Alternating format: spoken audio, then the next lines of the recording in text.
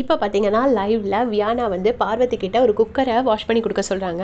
அப்போ பார்வதி வந்து சொல்கிறாங்க, ஏய் உன் ஃப்ரெண்டு சுபிக்ஷாவுக்கு வேலையை கம்மி பண்ணுறதுக்காக நீ அந்த குக்கரை நைட்டு வாஷ் பண்ண கொடுக்காம இப்போ கொடுக்குறியா அப்படின்னு சொல்லிட்டு பார்வதி வந்து கேட்குறாங்க.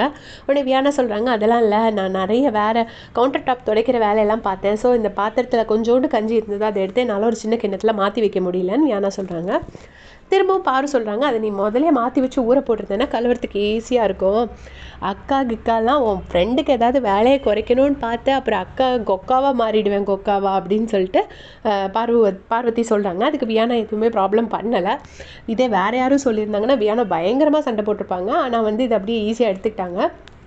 அப்புறம் திரும்பவும் வந்து வியானா கேட்குறாங்க, உங்களுக்கு தான் நைட்டு வேறு யாரோ ஹெல்ப் பண்ணாங்களே கொஞ்சம் பாத்திரம் கழுவுறதுக்கு அப்படின்னோடனே, நைட்டு கமருதீன் ஹெல்ப் பண்ணியிருக்கார் போல இருக்கு.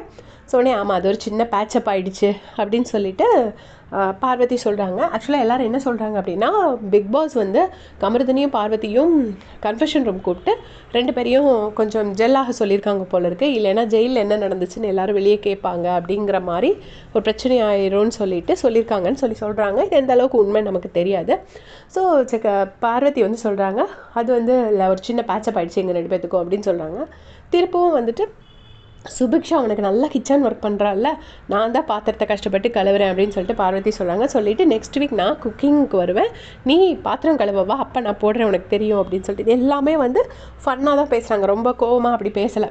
உடனே வியானாவும் அதை வந்து கொஞ்சம் சீக்கிரமாக கழுவி தரீங்களா, நான் அடுத்த குக்கர் வைக்கணும் அப்படின்னு சொல்லி கேட்குறாங்க. இப்போ பார்வதி சொன்னாங்க, கொஞ்சம் நேரம் ஊறினா தான் கழுவ முடியும்னு. உடனே வியானா வந்து அதில் அந்த பேஸை கழுவி கொடுக்குறாங்க பார்வதிக்கு.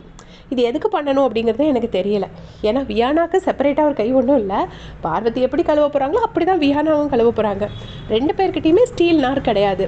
ஸோ அந்த சாஃப்ட்டை வச்சு தான் வந்து கழுவணும்.